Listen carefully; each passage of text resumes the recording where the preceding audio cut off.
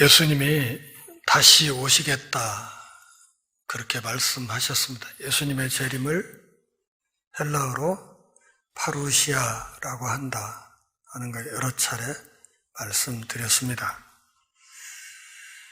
그 예수님의 파루시아에 대해서 제자들이 두 가지를 물었습니다. 어느 때 그런 일이 이루어집니까? 두 번째는 예수님의 파루시아, 그것의 징조는 무엇이겠습니까? 이렇게 질문을 하셨을 때 예수님이 지금 몇 가지 이야기를 통해서 그분의 파루시아 상황에 대한 말씀을 들려주십니다. 대략 한 5가지 이야기를 하고 있는데 그 중에 2가지는 이미 우리가 살펴보았습니다. 24장 42절부터 44절까지의 첫 번째 이야기에서 예수님의 파루시아가 도둑처럼 이루어질 것이다. 그러니까 그분의 파루시아가 확실하긴 하지만 예측 불가능하다. 그렇게 말씀을 하셨지요. 이어지는 24장 45절부터 51절까지 두 번째 이야기에서 단순하게 깨어있는 것만으로는 부족하다. 그 기간 동안 슬기롭고 충성스러운 종으로 살아가야 된다. 깨어있는다는 것의 의미가 무엇인가를 슬기롭고 충성스러운 삶을 사는 것으로 예수님이 설명을 하셨습니다. 이어지는 세 번째 이야기가 오늘 본문 25장 1절부터 13절까지 말씀입니다.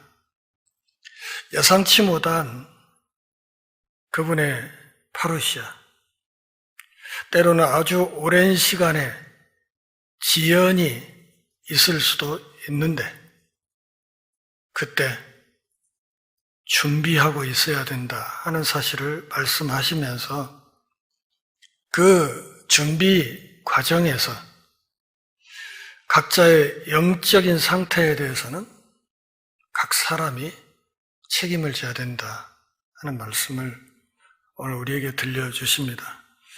다음번에 우리가 다룰 25장 14절부터 30절까지 달란트 비유에서는 하나님께서 주시는 은사를 잘 관리해야 된다 하는 말씀을 하시고 그 뒤 25장 31절부터 46절까지 양과 염소 비유에서는 이 예수님의 파루시아를 준비하면서 살아가는 과정에 우리 주변에 궁핍한 이웃을 섬기는 일이 정말 중요하다 하는 것을 우리에게 가르쳐 주십니다. 5가지 이야기를 들려주셨지만 이 모든 이야기들은 모두 다 예수님의 파루시아, 그분의 재림으로 완성될 하나님 나라의 한 측면을 부각시키는 말씀입니다. 그러니까 이 5가지 이야기를 전부 종합해서 이렇게 묶어 보아야 하나님 나라의 입체적인 모습을 확인할 수 있다 하는 것이고, 이 말씀을 통해서 말세를 살아가는 하나님의 백성들의 지혜를 예수님이 우리에게 가르쳐 주시고 있습니다.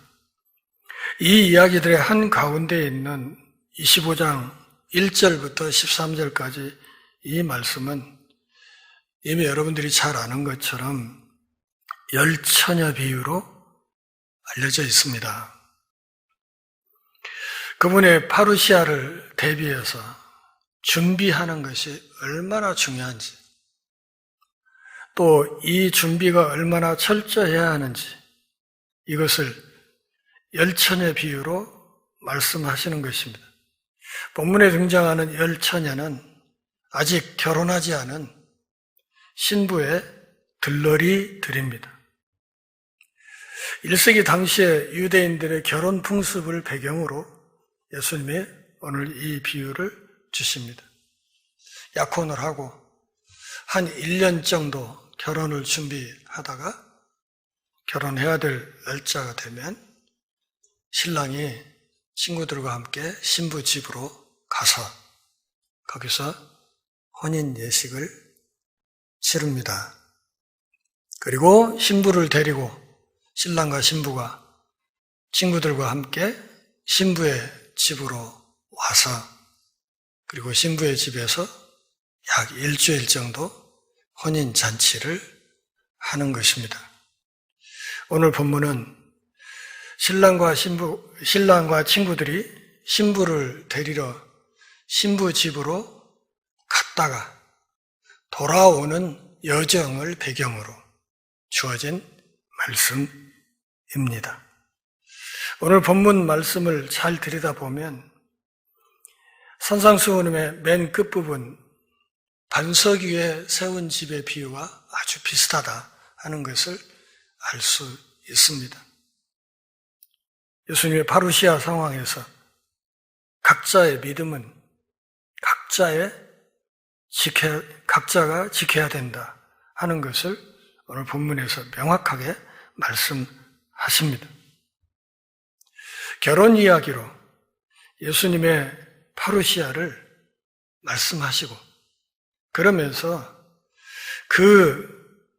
오시는 그날을 항상 준비하고 있어야 된다 하는 것을 우리에게 말씀해 주고 있는 것입니다. 구약 성경을 보면 곳곳에서 장차 오실 메시아를 신랑으로 묘사하고 있습니다.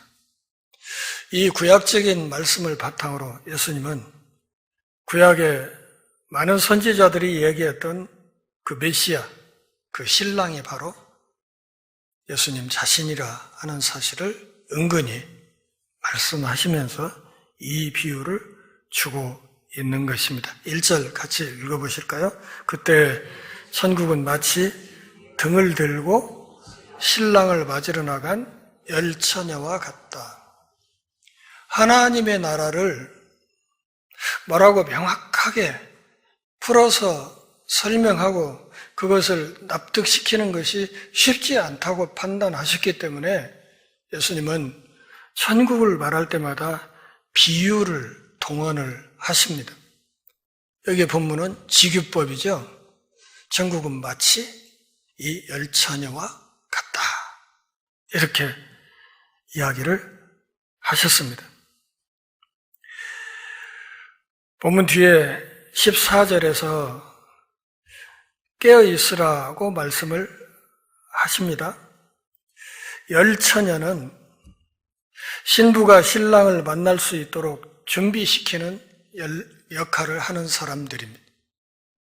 이 열처녀가 신랑과 신부가 올 수 있도록 준비를 하는데 이들이 맡았던 이날의 책임은 다른 것이 아니라 신랑과 신부 그리고 그 친구들이 신부의 집으로 신랑의 집으로 오는 그 행렬을 돕는 역할, 이것이 열처녀에게 주어졌습니다.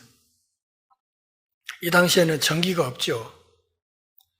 그러기에 해가 떨어지면 거리에 조명등이 전혀 없던 때입니다.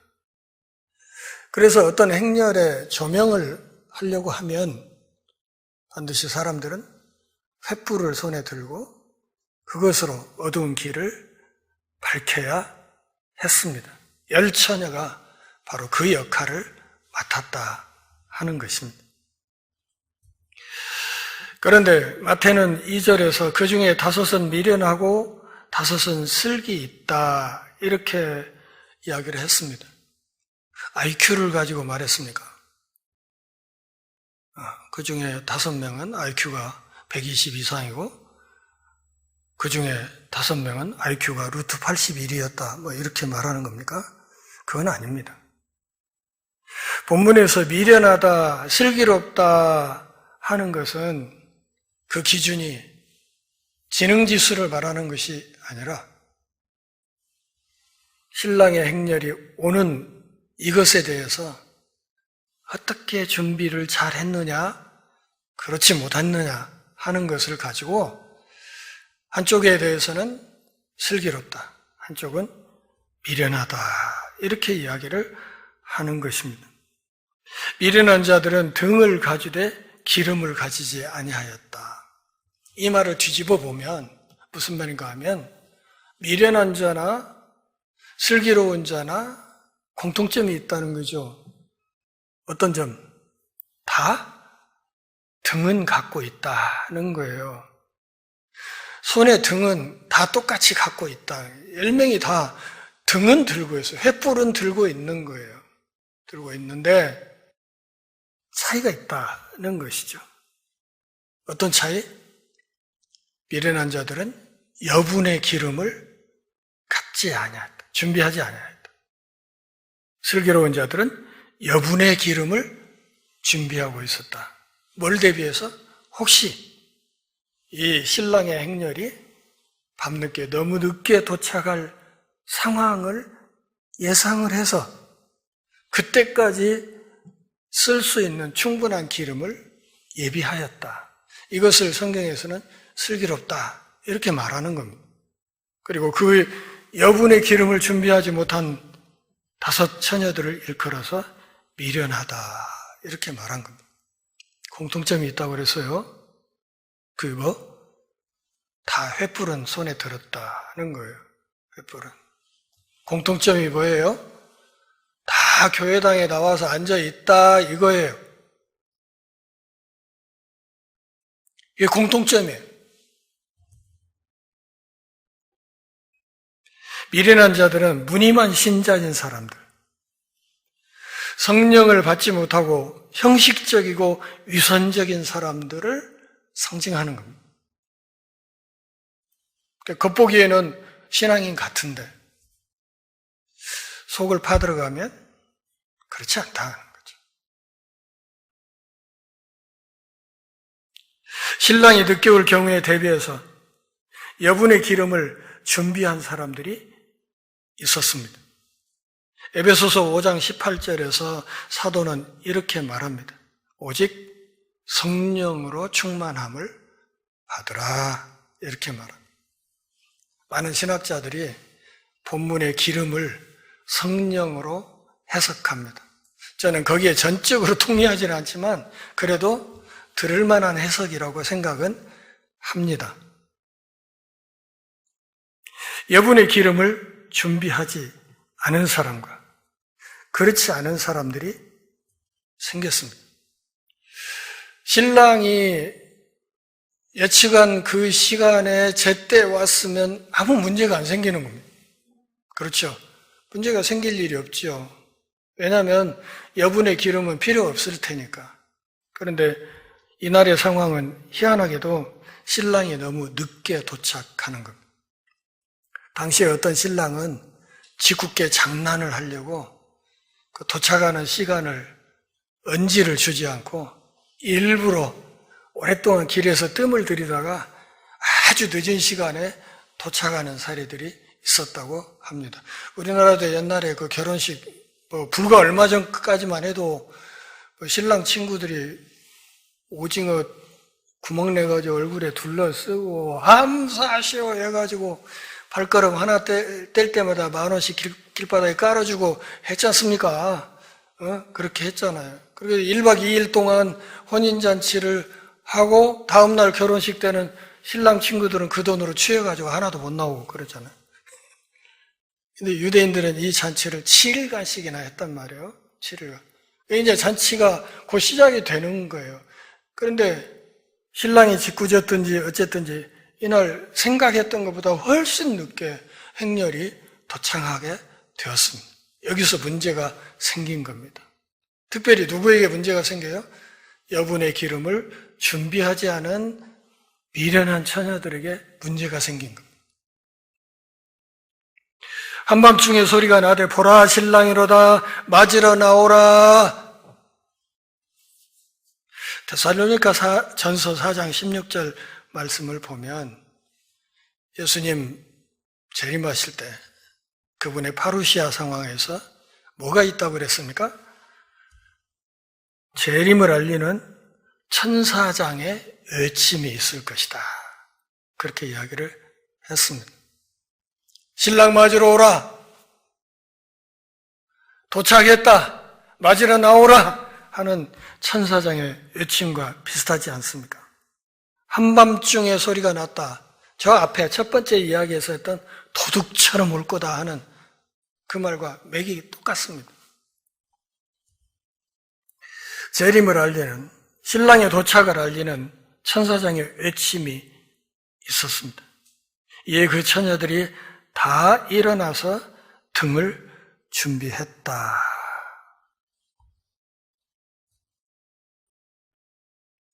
예수님이 재림하시는 그때 교회 안에서는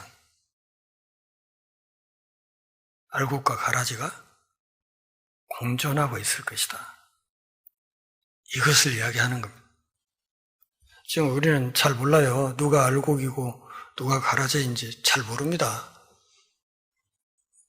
알 수가 없죠. 우리가 무슨 궁예도 아닌데 속을 다 들여다보고 저 사람의 믿음의 모양이 어떤지 그거 아는 사람 없습니다. 목사들에게도 그런 은사는 안 줍니다. 그거 알면 큰일 나죠. 몰라야 똑같이 성도들을 대할 수 있기 때문에 그런 건 알 수가 없습니다. 하나님하고 본인만 알지요.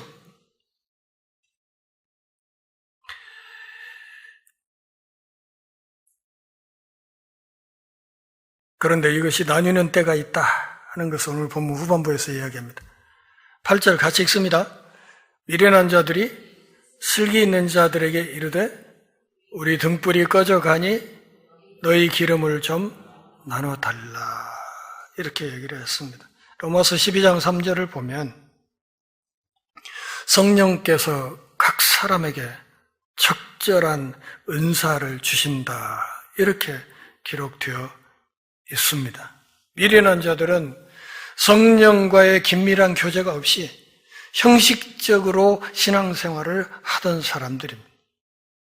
그래서 때가 되면 영적인 생명력과 은혜가 말라버리는 것입니다. 영적인 조울증 환자가 생길 수도 있습니다. 어느 때는 그냥 전국에 올라간 것처럼 그냥 얼굴이 환해졌다가 어느 순간에는 난 아닌게벼. 하나님이 날 버렸는가벼. 이래가지고 막 꺼져 있다가 이런 게. 이게 기름이 지속적으로 공급되지 않기 때문에 일어나는 현상들입니다.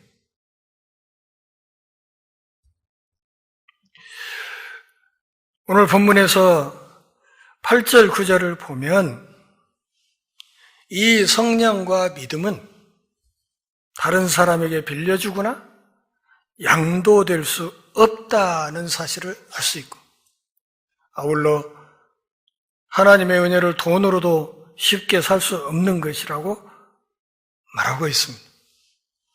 바울이 로마서 12장 3절에서 말하듯이 하나님이 각 사람에게 적절한 성령의 은혜를 주시고 그 은혜를 따라서 살아가도록 도우시는 것입니다. 슬기 있는 자들은 준비된 상태였습니다. 나눠달라 이렇게 얘기를 했습니다. 나눠주면 어떻게 될까요? 지금 신랑과 신부의 행렬을 횃불을 들고 길을 밝혀줘야 되잖아요. 그리고 시간이 많이 늦었기 때문에 이미 준비하고 있던 횃불은 꺼져가고 있는 상황이어서 준비된 예비된 기름통에 담궈서 조명을 해야 되는 상황이란 말이에요. 근데 이걸 나눠주게 되면 무슨 일이 생겨요? 10명 전체의 횃불의 조도가 뚝 떨어져서 또 신랑이 집에 도착할 때까지 제대로 그 길을 밝혀주는 역할을 못할 가능성이 있는 거예요. 그래서 슬기로운 처녀들이 미련한 처녀들의 요청을 거절합니다. 9절 슬기 있는 자들이 대답하여 이르되 우리와 너희가 쓰기에 다 부족할까 하노니 차라리 파는 자들에게 가서 너희 쓸 것을 사라 이렇게 말했습니다. 어렵겠는데?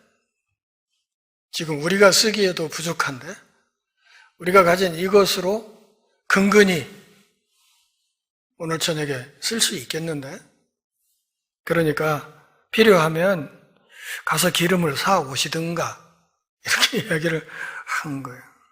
무슨 얘기예요? 우리의 구원은 각자의 믿음으로 된다.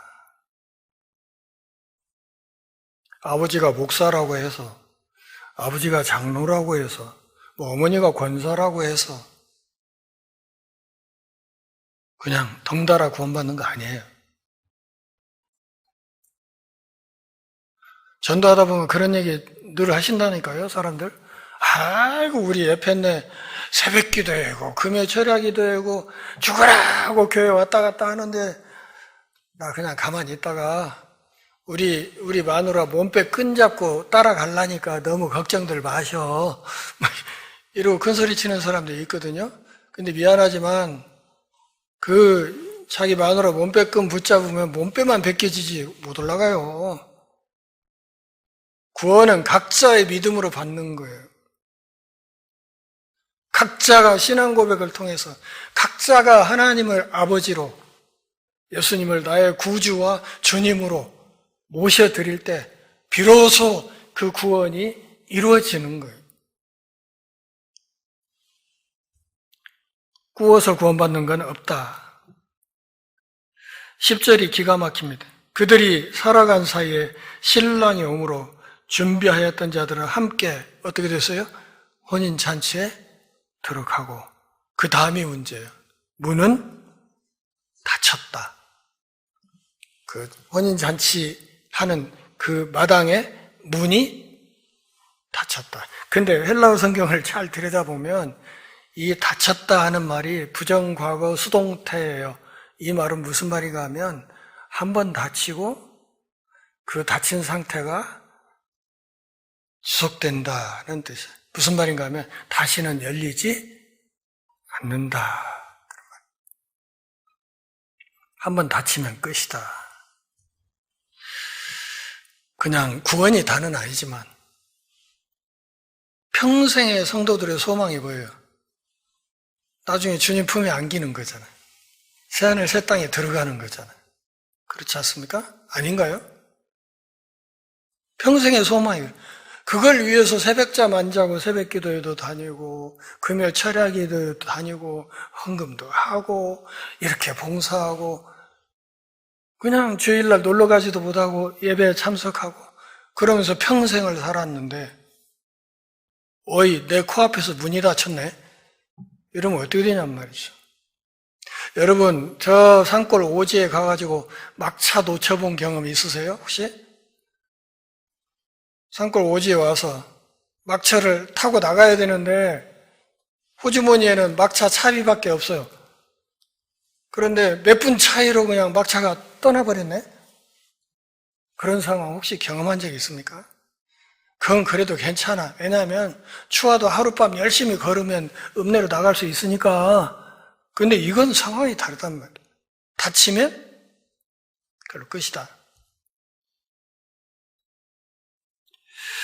문 밖에 남은 처녀들이 외칩니다. 11절 같이 읽습니다. 그 후에 남은 처녀들이 와서 이르되 주여 주여 우리에게 열어주소서. 순식간에 나는 거예요. 함께 횃불 들고 10명이 앉아 있었어요. 10명은 잔치 자리에 들어가고 10명은 문 밖에 쳐졌어요. 나뉘었어요.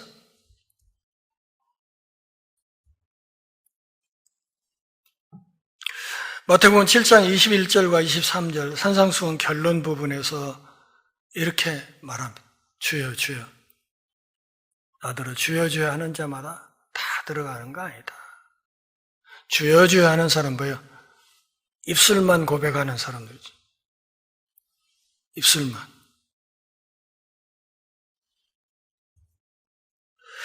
내가 너희를 도무지 알지 못한다. 불법을 행하는 자들아 내게서 떠나가라. 불법을 행한다는 게 뭐예요?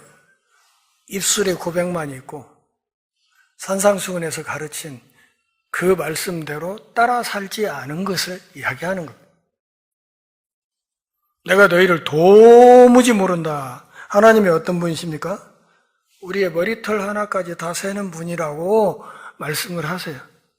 우리의 머리털 개수가 몇 개인지까지 다 아시는 분이시다. 그런 분이 그런 하나님이 그분의 입에서 뭐라고? 내 너를 모른다고 이러면 큰일 나지 않겠어요? 마지막 그때 하나님이 저더러 야 이광우 너 전혀 모르는데 이러면 30몇 년 목사한 게 뭔 소용이냐고 그래.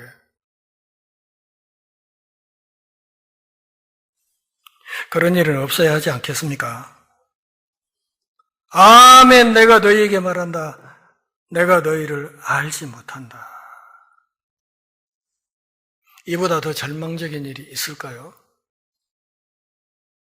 13절 같이 읽습니다. 그런즉 깨어 있으라. 너희는 그 날과 그 때를 알지 못하느니라. 그 날과 그 때를 모르면 어쩌라고? 깨어 있어야 된다고. 깨어 있다는 것이 무엇이라고요? 본문 앞에서는 슬기롭고 충성된 종이 되어 사는 것이고, 오늘 본문의 말씀을 따르면 여분의 기름을 준비하는 것. 성령과 동행하는 삶. 그래야 된다. 성령과 따로 노는 삶을 살면 안 된다. 두 종류의 사람이 있다고 오늘 본문에서 이야기하는 것 같습니다. 진정한 제자가 있고 무늬만 제자인 사람이 있다. 예수 그리스도의 파루시아에 항상 준비 상태로 있는 사람, 이런 삶을 종교개혁가들은 뭐라고 어떤 말로 압축했습니까? 코람데오, 하나님 앞에서 항시 혼자 있을 때도 내 앞에 하나님이 계시다는 생각으로 살아가는 것. 무늬만 제자, 실천적인 무신론자들. 껍데기는 믿는 형식이 있는 것 같은데 그 실상을 파들어가면 하나님 없는 것처럼 사는 사람들. 이 사람들은 결국 문 밖에 처지게 된다. 본문 앞에 있는 24장 50절, 51절에서 뭐라고 말합니까? 외식하는 자가 받는 벌에 처한다. 거기서 슬피 울며 이를 갈게 될 것이다. 그렇게 말씀했어요. 25장 29절 30절에서는 또 뭐라고 말합니까? 바깥 어두운 데로 내쫓으라. 거기서 슬피 울며 이를 갈리라. 제2의 기회는 없다고 말씀합니다. 제 얘기가 아니라 우리가 믿는 우리 구주 그리고 주인이신 예수님의 말씀입니다. 오늘 본문에서 우리가 깊이 생각해야 될 한 가지 사실은 다른 것 아닙니다. 나 혹시 무늬만 신자 아니야? 이거 진지하게 짚어봐야 된다 이거죠. 이번 한 주간 살아가면서 내가 혹시 무늬만 신자인지 아니면 속 깊은 데까지 흔들림 없는 신자인지. 예수님이 나를 보실 때 저 아무개 저 친구 진국이요. 진짜 전주 열린문교회 아무개 집사 저 사람 진짜 진국이요. 저 진짜 신앙인이야. 이렇게 인정하는 그런 모습이라면 이미 우리는 온 천하를 다 얻은 세상에 누구보다도 출세한 사람이라 하는 사실을 분명히 확신할 수 있습니다. 출세했습니까? 어떤 경우에도 하나님의 눈은 속일 수 없다는 사실을 인식하고 매 순간순간 하나님 앞에서 깨어 준비하면서 언제 주님이 내 앞에 오셔도 기꺼이 아이고 어서 오세요 오래 기다렸어요 이렇게 맞이할 수 있는 그런 성도들이 다 되어야 한다 그런 말입니다. 목사 눈도 무서워하는 분들이 있어요. 제가 불시 신방을 잘하는데요. 얼마 전까지만 해도 그랬어요. 불시에 집에 가서 배를 딱 눌러요. 띵동, 누구세요? 접니다 하면 제 목소리 알아듣잖아요. 오메 목사님 웬일이래요? 뭐 이렇게 하고 잠깐만 기다리세요 하고 20분을 밖에 세워놔. 그래서 들어가 보면 교회 우리 그 상이 있잖아요. 교회에서 만든 신방상 다 펼쳐놓고 그 위에 성경 찬송 펴놓고 거실에는 은은한 찬송가가 울려 퍼지고 청소는 대충 다 돼 있고 이제 저쪽 문 닫혀진 방 열어보면 그냥 거기는 이제 창고죠. 그렇게 그러는데 그냥 목사 한 사람도 그냥 편하게 오셨어요? 집이 좀 어수선한데 이렇게 해서 들어가서 같이 차 한잔 마시고 오면 얼마나 좋겠어요. 뭐 정돈된 그 분위기에서 맞이하고 싶어하는 마음은 고맙게 생각하는데 우리 삶이 그렇다는 거죠. 우리가 언제 끝날지 모르잖아요. 오늘일지 내일일지 20년 뒤일지 뭐 30년 뒤일지 모릅니다. 그렇지만 언제 끝날지 모르기 때문에 항시 어떻게? 깨어서 기름통은 차고 있어야 된다. 그래야 그날에 문 밖에 쫓겨나서 슬피 울면서 일을 가는 일이 없을 것이다. 그날에 우리 주님 앞에서 우리 모든 성도들이 한 사람도 예외 없이 함께 기쁨으로 만나볼 수 있기를 바랍니다. 기도하겠습니다.